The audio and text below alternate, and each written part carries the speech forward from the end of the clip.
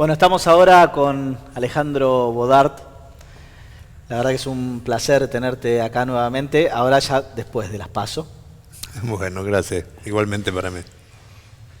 Lo primero que te quiero preguntar es, ¿el único plan del gobierno de acá al 14 de noviembre es, como dice Tetaz, emitir? Yo creo que, lamentablemente, creo que lo peor de todo lo que viene después es el acuerdo con el Fondo Monetario, porque creo que eso es lo que nos va a condicionar completamente y lo que va a obligar a nuevos y más duros ajustes para pagar una deuda que yo considero que es ilegítima y que no habría que pagar. Entonces, Bueno, eso mismo dijo en su momento el presidente cuando asumió, pero... bueno, mintió, incluso acaba de hacer una declaración en estos actos ahora, ¿no? Un poquito asesorado con este nuevo asesor que tienen de campaña, diciendo que ellos le van a decir no a la deuda. Sí. El problema es que uno le puede decir no a la deuda, el problema es que le dicen sí a pagarla, que es el gran problema que tenemos, ¿no es cierto? Porque, o sea, condiciona absolutamente todo. Si te entran 100 pesos, que si, supongamos que el país es una, ¿no es cierto? Le entraran 100 pesos, produce 100 pesos y vos tenés que pagar 120 todos los años, ¿cómo haces para que el país progrese? Bueno, la deuda es eso, es un collar de melones que tenemos desde la época de la dictadura para acá, que todos los gobiernos, en vez de investigarla, han seguido pagando, se han seguido endeudando para pagar la propia deuda. Y por eso el país está en la situación que está. Y lo que se viene es peor porque este acuerdo, que va a legitimar la deuda que dejó el macrismo, ya se legitimó la deuda con los bonistas, porque ya se negoció, ¿no es cierto? O sea, con el Club de París se negoció, bueno, nos va a condicionar por 100 años a no poder levantar cabeza. Por eso nosotros somos el único sector, el Frente de Izquierda, que propone no mentirle a la gente, no decirle que se van a solucionar los problemas mientras se paga esta estafa. Nosotros somos claros, no hay que pagar más.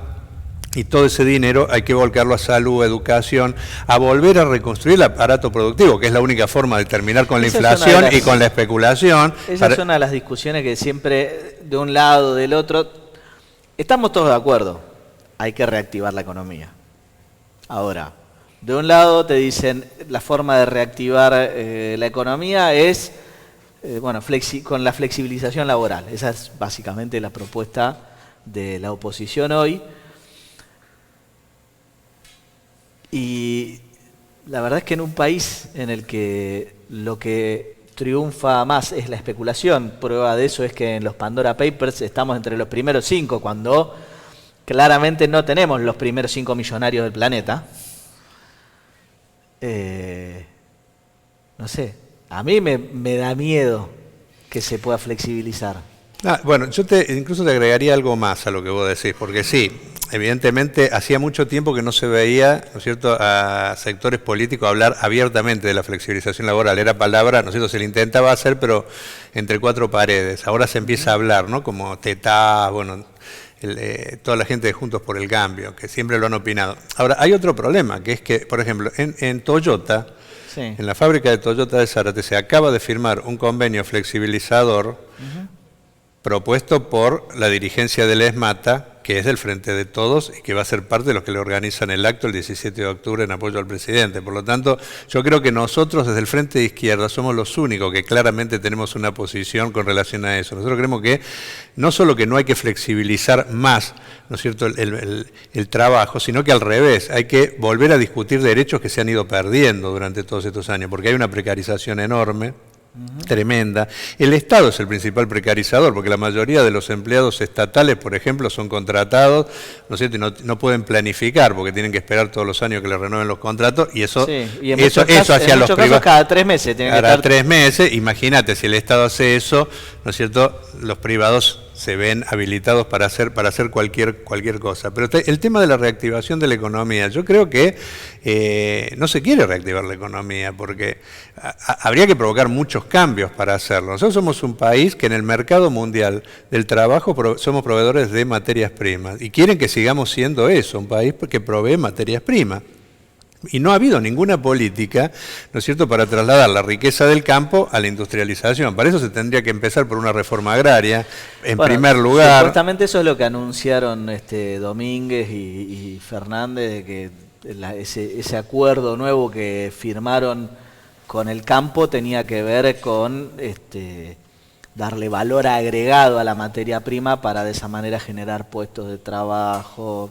El campo no te rías, es lo que anunciaron. El campo es lo que menos trabajo genera, y en general la industrialización que hay hace que con menos empleados, ¿no es cierto?, se logre más o menos lo mismo. No hay un plan de industrialización porque no les interesa. El sistema capitalista actual está basado, y más en la Argentina, ¿no es cierto?, en tirar un poco de semilla, llenarse de plata con eso, y en vez de volcar esos recursos a la industrialización, especular con todo eso, ¿no es cierto? Y por eso el país está como por ahí está. con unas semillas de cannabis y se las vendemos al mundo, no.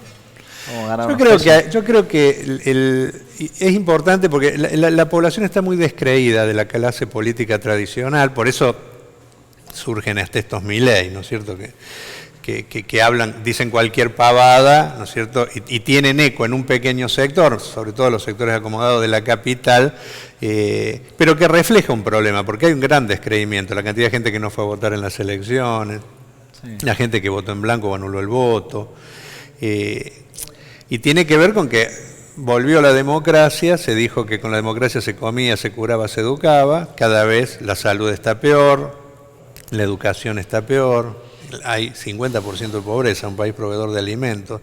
Sí. Las industrias se han ido achicando cada vez más, cada vez falta el empleo. Y yo creo que tiene que ver con una clase política, que en esto no hay grieta para mí, no hay grieta, porque la grieta es entre el 1% que gana fortunas y el 99% que sufre y que va a ser pobre dentro de un tiempo. Yo creo que tiene que ver con que no hay voluntad política de tocar los intereses que haría falta tocar para que realmente el país despegue. Por ejemplo, en el campo, 1.100 familias son los dueños del 40% de la tierra más fértil en la provincia de Buenos Aires. No hay ninguna posibilidad que ningún país progrese así, porque esa gente acumula, y después se dedica a especular, está en todos, ¿no es cierto?, los paraísos fiscales, la guita para no pagar impuestos. Sí. Ahí hace falta una reforma agraria y capturar esa renta para volcar esos recursos a crear industrias, a recuperar el ferrocarril, a recuperar nuestra flota mercante. Pero bueno, hace falta gente que quiera hacer esto y no la casta política tradicional que es socia, cómplice de tanto de la oligarquía del campo como de los grandes ricos, ¿no es cierto? Estás como Milei, que él hablaba de la casta política, ahora que está analizando el acuerdo con Patricia Bullrich ya... No, sí, pero él defiende el 1%. Él habla para defender ese 1% que haga lo que quiera. Nosotros somos los que queremos terminar con ese 1% para que toda la riqueza se distribuya entre el conjunto. Se redistribuya. Tenemos una pregunta ahí de Jorge Alfonso. Bueno, me llama poderosamente la atención que critiquen diciendo casta política o utilicen el abanderamiento de Milei cuando realmente todos pertenecen a la misma casta política.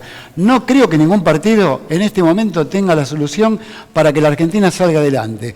En vez de criticar el pasado, criticar los nuevos políticos que vienen, jóvenes como Milei, no es santo de mi devoción, pero por lo menos lo respeto, no hay que discriminarlo. Creo que hay que tener cuidado porque obtuvo la tercera columna dentro de lo que era el espacio político, primero y principal. Segundo, el gobierno está en este momento evaluando la posibilidad de postergar tanto con el Fondo Monetario como con el Club de París para pagar la deuda del capital en el año 2024. ¿Ustedes qué podrían llegar a proponer en el caso de que estén dentro de la bicameral y dar alguna opinión al respecto para que salga una ley que favorezca a los necesitados, que son los que justamente no pueden llegar a fin de mes para solventar todos los gastos de cada uno en su casa, ¿no? Yo creo, arranco por el tema de la deuda. Yo creo que es un gran verso lo que dice el gobierno, porque lo que está haciendo mientras dice, para tratar de ganar un voto ahora, ¿no es cierto?, que no va a aceptar los condicionamientos del fondo, no, o sea, toda pavada. Cuando se termine las elecciones se va a firmar, y se va a firmar una barbaridad, porque ya lo han dicho, y en eso no hay grieta. O sea, hasta Cristina, por ejemplo, dijo que la propia plata, los 4.000 millones de dólares que el propio fondo distribuyó entre todos los países por el COVID, tiene que ir a pagar deuda. Lo del Club de París no es que se está discutiendo, ya se pagó, este año se le pagó al Club de París. Hay 5.000, Bogar, discúlpeme, o sea, hay 5.000 millones de deuda, hay 5.000 millones de dólares que se tenían que pagar, 1.000 de intereses punitorios y resarcitorios creo que hay 3.300. Nosotros estamos en contra de que se pague $1. Nosotros somos categóricos desde el Frente de Izquierda de los Trabajadores. Ni un dólar más tiene que salir del país mientras haya mitad de la población bajo los niveles de pobreza. Claro, ni un dólar tiene que salir del país no pagar la mientras deuda. 7 de cada 10 chicos que nacen en este país sí, son pobres. está bien, pero eso lo venimos escuchando del año 83 a la fecha, nadie hizo nada. Mentira. Desde el año 83 se paga, radicales, peronistas, alianzas. No, nadie hizo nada. Todos han pagado y por eso son todos responsables de lo que está pasando. No, sí, pero también igual, no pagar la deuda es alejarnos directamente de lo que es la operatoria a nivel mundial. Sí, no queremos alejarnos. Nosotros queremos terminar alejándonos de las corporaciones que nos chupan la sangre, de todos los que vienen acá para llevarse nuestros recursos, de todos los que han sido los responsables de que un país rico tenga la mayoría de la población pobre. Nosotros queremos eso, sí. Queremos un default soberano del país y todos los recursos destinarlos a lo nuestro. ¿Cuáles serían las propuestas? Entonces, esa es nuestra propuesta fundamental. Vamos a ver un informe sobre la protesta en el Ministerio de Desarrollo, justamente por el tema de los alimentos.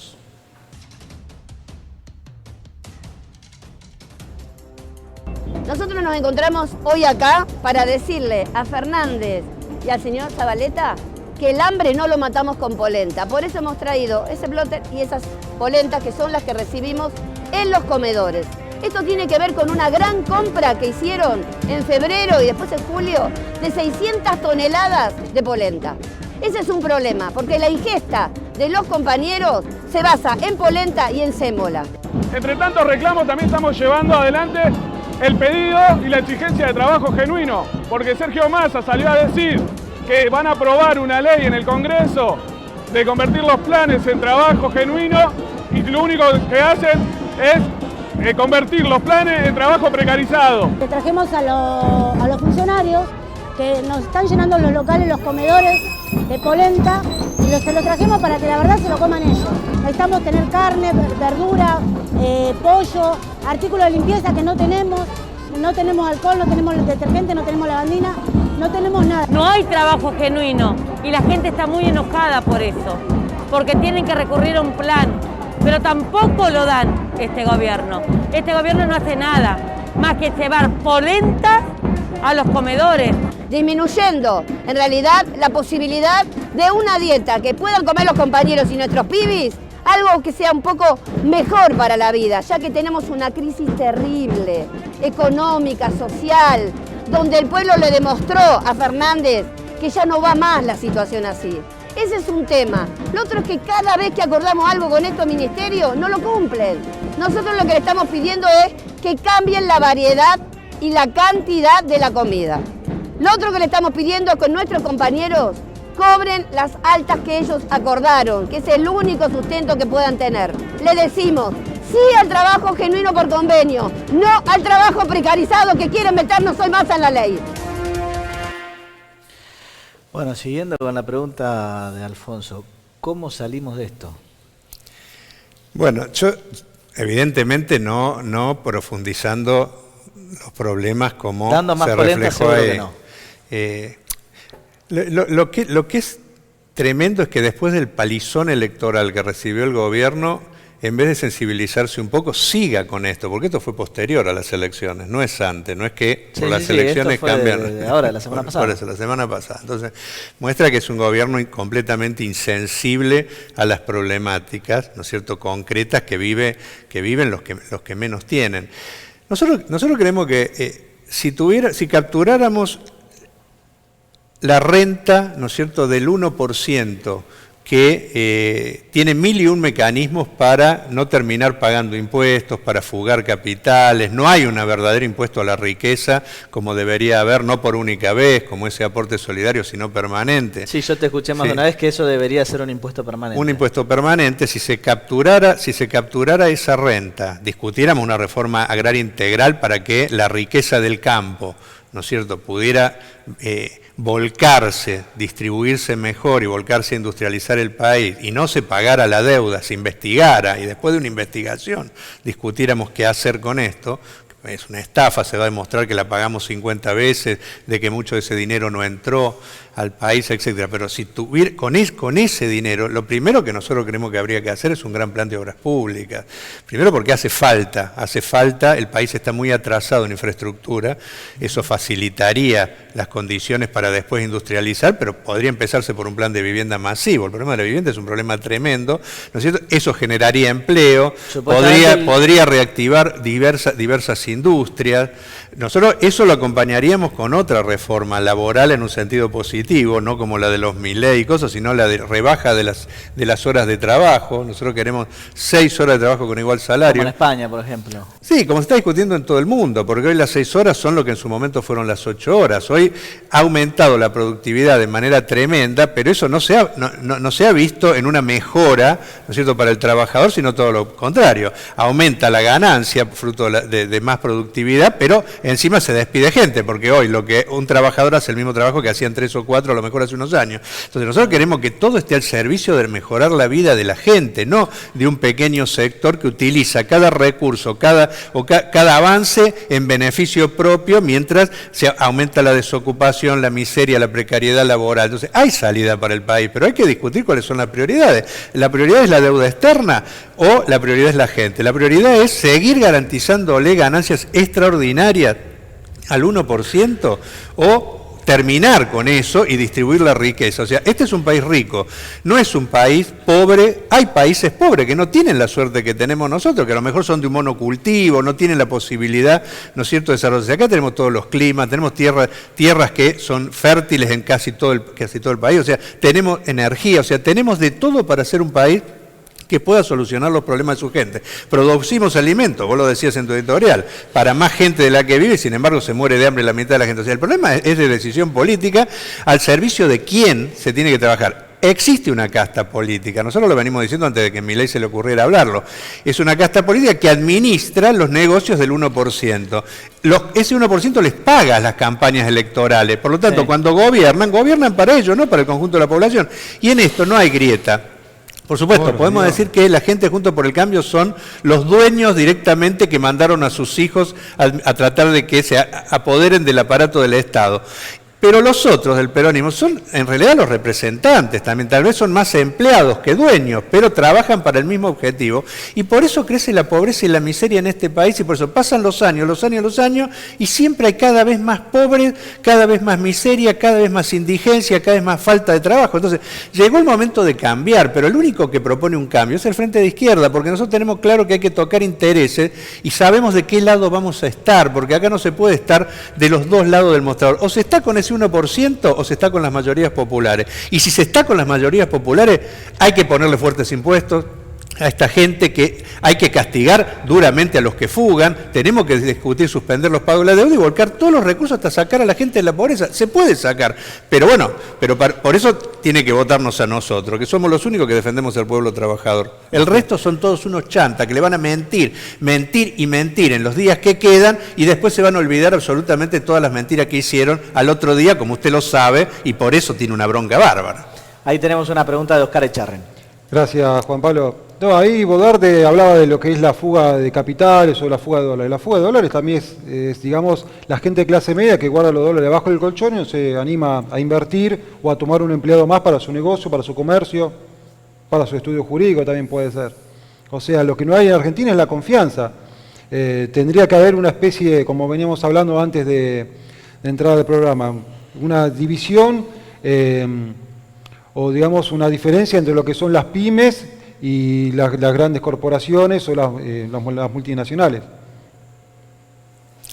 Yo creo que hay que dividir un poco, ¿no? Una cosa es la gente que sabe que en este país la inflación le come el salario y todo, y que tiene la posibilidad de comprarse $10 y lo guarda. Esa es una situación. La otra es de los grandes ricos del país que fugan capitales para no pagar impuestos, o porque muchos de esos dineros que capturan son ilícitos, porque acá, digo, los contrabandistas y todo, no pensemos que gente marginal que vive en una villa, ¿no? Están en Puerto Madero mucha de esta gente. Entonces, son dos situaciones distintas. Por supuesto, una cosa son las grandes corporaciones, después las pequeñas y medianas empresas.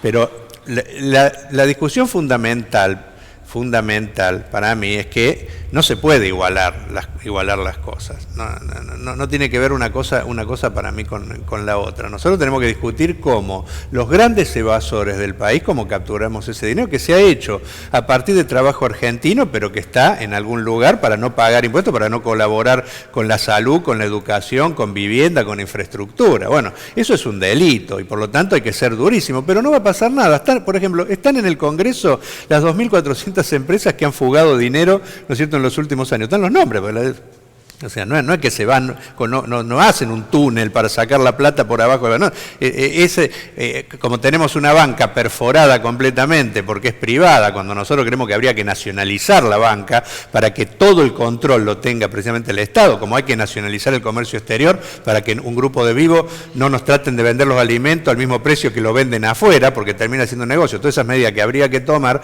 Entonces se sabe dónde están, quiénes son. Pero bueno, vuelvo a insistir.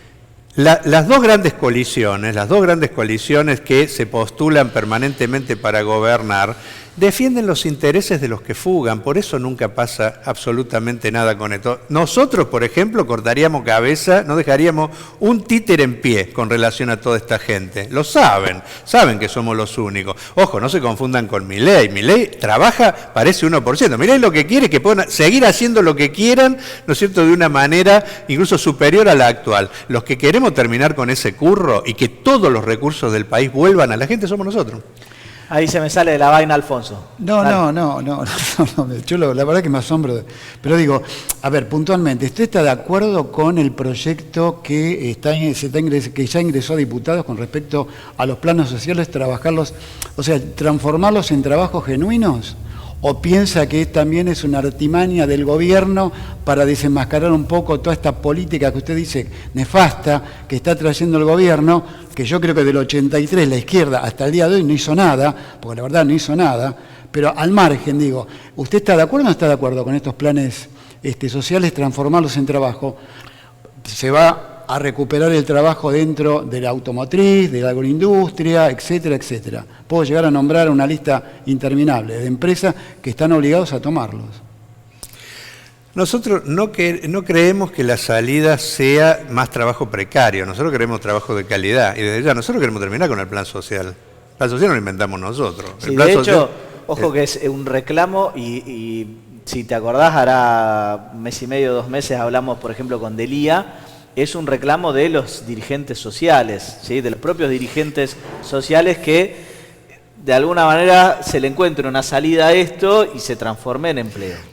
El plan social surgió por una emergencia, el problema es que se transformó en una estrategia. Nosotros, por supuesto, no queremos que a la gente se la deje muriéndose de hambre en la calle si no hay empleo, ¿no es cierto?, como para que lo tenga. Por eso vamos a defender el plan social si la alternativa es eso o morirse de hambre. Ojo, hay gente que propone que se muera de hambre, ¿no? O sea, los sectores más de derecha. Sí. Ahora, nosotros lo que queremos es trabajo genuino, pero queremos trabajo de calidad. Tampoco queremos que a los pobres, ¿no es cierto?, se los utilice como mano de obra barata y flexibilizada para seguir garantizándole las ganancias a las empresas, sean pyme, medio a pyme o empresa grande. Queremos empleo de calidad y se puede tener empleo de calidad, pero vuelvo a insistir, para eso hace falta un gran plan de obras públicas que se tiene que hacer con los dineros que ahora se van en concepto de deuda a pagarle a buitres que son estafadores seriales. Con ese dinero hay que hacer un gran plan de obras públicas para incorporar a toda la gente que hoy tiene planes sociales a trabajo genuino y rebajar las horas de trabajo a 6 horas permitiría que un 25% más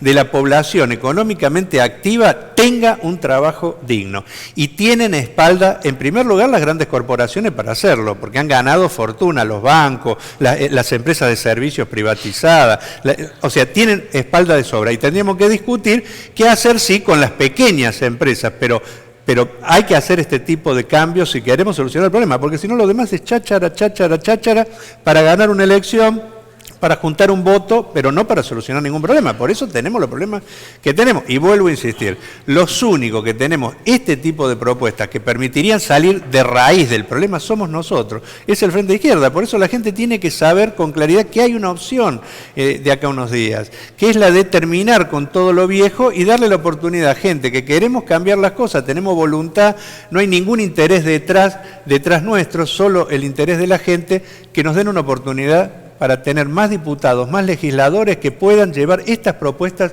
a las cámaras y tener la fuerza para cuando haga falta movilizar para que se puedan llevar adelante y se cumplan. Y ya que estamos hablando tanto de fugar, quiero que vean este informe sobre los Pandora Papers, porque, bueno, en Argentina la impunidad de la fuga parece estar garantizada. En principio no es delito tener dinero en un paraíso fiscal, sí lo es si no lo declaras en tu país. Ocurre que la gran mayoría no lo declara en su país porque ese es el chiste, ¿no? Mandar dinero afuera, ya sea para no pagar impuestos o para ocultar dinero negro, ¿sí? Dinero que puede venir desde cualquier rubro, desde la corrupción política, desde el narcotráfico, lavado, cualquier dinero que tengas y que no puedas justificar, bueno, una de las vías es mandarlo afuera. Ahora veamos quiénes son algunos de estos argentinos nombrados. El primero, Daniel Muñoz, ex secretario de Néstor Kirchner. Murió sin ser juzgado mientras era investigado por lavado de dinero de la corrupción. También aparece Mariano Macri, hermano del expresidente. Abrió una empresa offshore a poco de que su hermano llegara a la presidencia. No la declaró ante la FIP. Dice porque era para un negocio que no se concretó. Recordemos, hubo alguien que habló de esto en su momento, era Laura Alonso, titular de la Oficina Anticorrupción, que dijo, no es un delito en sí mismo tener una sociedad offshore o una cuenta fuera del país. ¿Eso es real? Sí. A ver, si solamente te quedas con esa foto, y claro, no hay delito ahí. ¿Cuál es la parte ilegal? ¿Para qué? ¿No contarlo?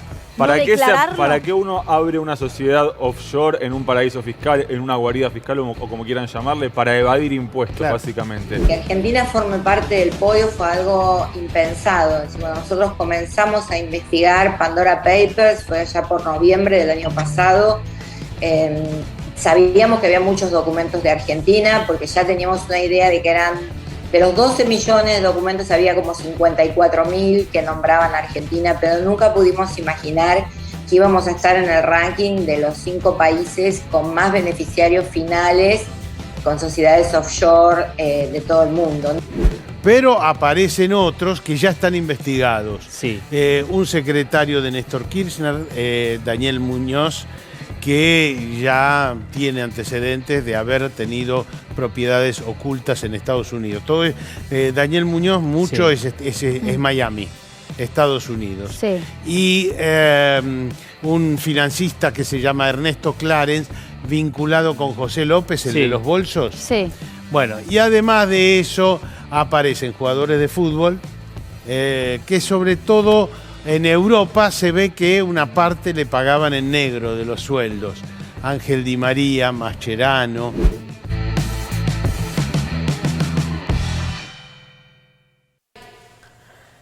Acá no hay grieta, de un lado, del otro.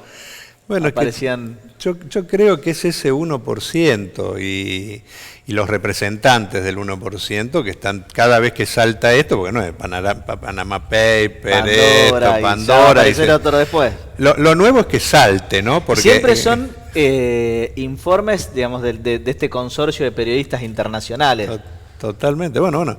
Pero yo creo que ahí está mucha de la plata, ¿no es cierto?, que se evade y que podría ser muy útil para que haya más escuelas, más hospitales, más planes de vivienda, más infraestructura. Y ojo, y está, como se dice ahí también, todos los ilícitos, los negocios ilícitos que existen en el país, porque los delitos duros, solo se pueden hacer a partir de mucho relacionamiento político, judicial y hasta, ¿no es cierto?, en estos triángulos de impunidad que hasta que incorporan a las fuerzas policiales y todo. O sea, y son los que tienen la posibilidad precisamente de llevarse la plata a un paraíso fiscal, porque doña Rosa, sus $10 o 15, ¿no es cierto?, no tiene posibilidad de llevarlo a ningún lado. No, por eso terminan en el colchón. Colonia, como máximo. Exactamente, ¿no? Y hay que tener cuidado que no se lo coma alguna laucha, que después cuando lo saque de ahí del colchón en realidad no tenga nada. Pero bueno, pero ¿qué se hace con esto? Porque están los nombres, empiezan a saltar, vuelvo a insistir con lo que decía, se sabe quiénes son. Sí, con Panamá no pasó nada. No pasa nada. Bueno, tuvimos un presidente que estuvo enganchado ahí. Ojo, un presidente que tiene causas y causas por espionaje, por esto, por lo que... Y no pasa absolutamente nada, porque hay impunidad. O sea, el poder, esta casta, que vuelvo a insistir, tiene impunidad para garantizarle, ¿no es cierto?, a todos sus amigos que no pase nada. Bueno, acá tenemos un penalista. Jorge, ¿cuál es la pena justamente por este tipo de maniobras de evasión? Mirá, en el hipotético supuesto caso que haya una responsabilidad del punto de vista penal, y le voy a dar la derecha a Bogar, o sea, en ese te das sentido, cuenta que ya se está atajando por si agarra a alguno de cliente, ¿no? No, pero lo que él dijo es algo interesante, que esa plata se recupere y vaya destinado a las escuelas, para dar trabajo a la gente, productividad, etcétera. Me parece muy bueno lo que dijo él en esto, más allá que me peleé por otras cosas, que no tienen nada que ver porque es objetiva la pelea. Pero quiero ser serio en esto. Hay un artículo del Código Procesal Penal que también está en actividad ahora con el nuevo Código Federal de la Nación, que es el artículo 59, inciso sexto. Yo lo he utilizado para determinadas cuestiones puntuales, que si vos reparás el daño causado por el delito que te imputan, antes de que te decreten la responsabilidad, se extingue la acción penal. Y lo que dice él está bueno, porque la gente que está imputada tiene la posibilidad, antes de que vaya a juicio oral y tenga o una absolución o una condena, que pueda reparar el daño dentro, no de las posibilidades como una probation que te dice dentro de las posibilidades que vos podés ofrecer una reparación económica. Acá no. Acá igual nuestra justicia, y en especial la federal, viste, capaz que te dice que lo repares en la medida de tus posibilidades, por más que seas millonario, ejemplo, ¿no? El presidente, con respecto a la imputación por la fiesta VIP en Olivo, dijo: yo quiero ofrecer reparar el daño causado, y se extingue la acción penal. Lo que pasa es que, bueno, eso está dirimiéndose ahora en la justicia federal. Pero ojo lo que dice Bogar. La justicia federal no es que son, la justicia de Comodoro Pi puede ser justicia de Cristina, justicia de Macri, justicia no. Guarda que está el Consejo de la Magistratura, que el Consejo de la Magistratura te puede llamar con una denuncia directamente para que a vos te saquen los fueros y puedas tener una grave complicación desde el punto de vista procesal penal y podés llegar y condenado. Ojo con eso. Que no es tan fácil, los jueces de Comodoro Pi no se crean que están en la panacea de sacar fallos y fallos, porque en el día de mañana tienen que responder al Consejo de la Magistratura. Alejandro, sí. Yo creo que hace falta una reforma integral de la justicia, porque yo sinceramente creo que hasta que no podamos elegir jueces y fiscales por el voto directo en una elección separada, hasta que no se termine esto de jueces eternos, ¿no es cierto?, que hasta que mientras siga el sistema, que más allá de todas las pequeñas reformas que se han hecho, es la clase política la que pone al juez o lo saca, no va a haber una verdadera justicia. Esta es una justicia clasista y que en general defiende al 1%, y que por lo tanto por eso las cárceles están llenas de ladrones de gallina, y ninguno de estos de guante blanco, que son los verdaderos ladrones, los verdaderos responsables de la situación que tiene el país, terminan presos. Entonces yo creo que esa es parte también de una de las propuestas del Frente, una reforma integral que pasa por la elección, por jurados populares absolutamente para todo, para quitarle al juez la posibilidad de que sea el que él decida. Bueno, hoy en día donde se implementa es solamente para los delitos más graves, homicidios. No, pero tiene que ser global. Tenemos que instaurar algo que, ojo, está desde hace 100 años en la Constitución y que tardó hasta para empezar a aplicarse en determinado lugar, tendría que ser parte de la regla. Si hace falta tendría que terminarse. Sí, ya estamos casi más cerca de los 200 de años. Los 200, bueno, pero por eso. Entonces creo que es parte de los problemas que tenemos. Por eso termina en nada, ¿no es cierto?, casi todo. Porque acá, entre una justicia que es adicta al poder, una casta política que defiende ese 1% y sus propios privilegios, y muchas veces las fuerzas de seguridad que son parte del delito, porque acá no hay mafias al estilo italiana, ¿no es cierto?, porque esas mafias las incorpora las próximas fuerzas represivas. Bueno, por eso tenemos los problemas que tenemos.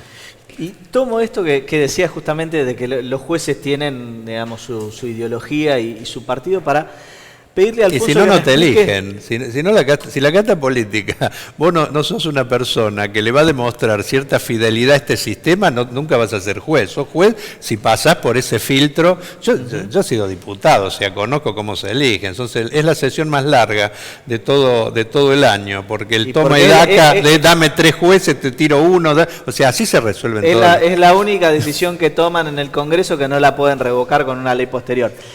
Quería preguntarte, Jorge, justamente, ¿cuáles fueron las razones por las cuales la causa de memorándum terminó de la manera que terminó? Bueno, era lógico que iba a haber un sobreseimiento, pero no porque sea Cristina Kirchner. Vamos a recordar al fallecido Héctor Timerman, ¿no?, que lamentablemente tuvo que sufrir los avatares de algunos intereses políticos, pero bueno, más allá de todo, yo creo que se hizo justicia, realmente hay que creer en la justicia, hay que creer en algunos jueces. Esto ya lo había determinado uno de los jueces en la etapa de instrucción, todo proceso penal tiene 3 etapas distintas. En la etapa de instrucción ya había dicho que no había delito y justamente tuvieron que esperar a que el Tribunal Federal número 8, integrado por jueces probos, a los cuales yo conozco y soy amigo personal, puedo llegar a decir que realmente estaban frente a una inexistencia de delito. Algunos pueden compararlo con una especie de inconstitucionalidad, decir, era algo inconstitucional y eso rozaría el encubrimiento por ser un delito. No, nos acordamos... Bueno, la inconstitucionalidad se plantea en otro ámbito, no en la justicia penal, eso está claro. No, se plantea en la justicia penal, pero vayamos al hecho de cuando Alfonsín dirimió 2 cuestiones puntuales, que era punto final y evidencia de vida, también se podía haber pensado que estaba encubriendo con un delito determinadas acciones, sacando esas leyes. Pero digo yo, acá fue algo muy puntual. No hubo, porque en ningún momento las alertas se pudieron bloquear, bajo ningún concepto. Y lo que era interesante de todo esto eran las alertas. Yo entiendo que Bogar hable de casta política desde el punto de vista judicial, pero hablemos de grupos judiciales de interés que tienen el interés de algunos políticos, pero no llamemos a toda la justicia casta política desde el punto de vista judicial. Bien. Me interesa esto que planteabas justamente con respecto a la justicia. Vos decís que se elijan por el voto popular. Ahora, vos tenés un problema, que es el siguiente. Desde la Constitución tenés la garantía del juez natural, que es justamente un juez donde va a tramitar tu causa, que tiene que, digamos, está ocupando ese juzgado previo a que tu causa, digamos, inicie, ¿sí? Que está bien, si se reemplaza dentro del mismo juzgado no estaría vulnerado, pero digo, elecciones, por ejemplo, no sé si tienen algún proyecto, pero elecciones cada cuánto, porque además nuestra justicia con el sistema actual es lenta, entonces dentro de esa propuesta habría que ver cómo hacer las cosas, porque cambiaría de juez y no sería peor y más lenta. Bueno, nosotros primero creemos que todo esto habría que discutirlo en una asamblea, ¿no es cierto?, constituyente, libre, soberana, y otros cambios más que hacen falta en el país. Por lo tanto, sí, es un cambio más de fondo, ¿no? Y ahí se tendría que discutir, por ejemplo, cada cuánto hacerlo y todo. Pero la esencia para mí de lo que nosotros proponemos es que no puede ser que el propio sistema político sea el que termine eligiendo a los jueces y sea a través de ese mismo mecanismo que se los saque. Nosotros queremos participación del pueblo en todas las decisiones. Incluso hay otro argumento, que vos no me lo tiraste, pero a mí me lo tiran en algunos lugares. Bueno, pero mirá cómo vota la gente, ¿no es cierto? Y no se equivocaría de nuevo votando. Mira, yo prefiero que, primero que yo creo que la gente no se equivoca en general, sí, sino que... nunca veo sostener el argumento de que la gente se equivoca. No, pero te lo digo porque, por ejemplo, a mí me han dicho, bueno, pero mirá, votaron a mirá, yo prefiero que la gente vote como quiera, pero que sea la gente y que no, que un grupo sea el que decida en nombre de la gente. Entonces creo que jueces que tienen fallos aberrantes, les costaría mucho defender su nueva postulación, o sea, fiscales, ¿no es cierto? Ojo, yo creo que hasta el comisario tendría que ser electo por voto popular, porque obligaría que haya la necesidad de participación de la gente y a su vez de los funcionarios de tener que seducir a la gente a través de portarse bien, diciéndolo.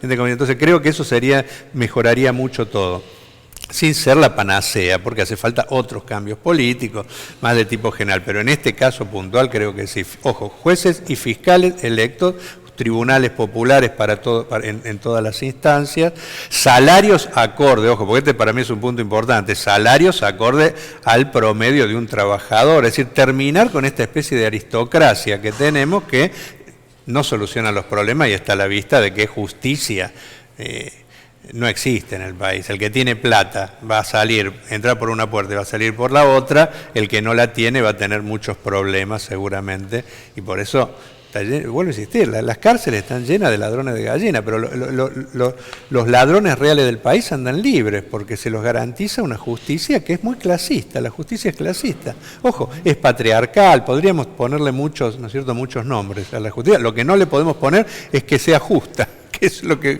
uno quisiera. Alejandro, ¿por qué hay que votarlos el 14 de noviembre? Por muchas cosas, ¿no? En el programa yo fui explicando algunas de nuestras propuestas, tenemos muchas más, pero yo creo que, o sea, estamos en la situación que estamos tocando fondo porque hay responsables y son los que nos han gobernado prácticamente desde la dictadura para acá, y son más o menos los mismos, con otros nombres, los que se proponen tanto del Frente de Todos como de Juntos por el Cambio. Entonces, si queremos cambiar y que haya políticas en favor de las mayorías, tiene que darnos la posibilidad al Frente de Izquierda para que los problemas de la gente entren a las cámaras, si no, no entran los problemas de la gente, solo entran los problemas, ¿no es cierto?, del 1% y se les garantiza permanentemente que sigan haciendo lo que quieren. Si quiere que su problema llegue, denos una mano a nosotros, que nosotros vamos a defender las propuestas que tenemos, que son todas en beneficio de las mayorías. Denos una oportunidad. Nunca hemos gobernado, somos los únicos que no tenemos las manos manchadas ni de corrupción ni de ninguna de las políticas que nos han traído hasta acá, y tenemos propuestas que queremos llevar adelante. Hace falta un cambio. La democracia se democratiza si hay una izquierda fuerte que pueda contraponerle al poder establecido otras prioridades, las prioridades de las mayorías. Muchas gracias. No, gracias a vos.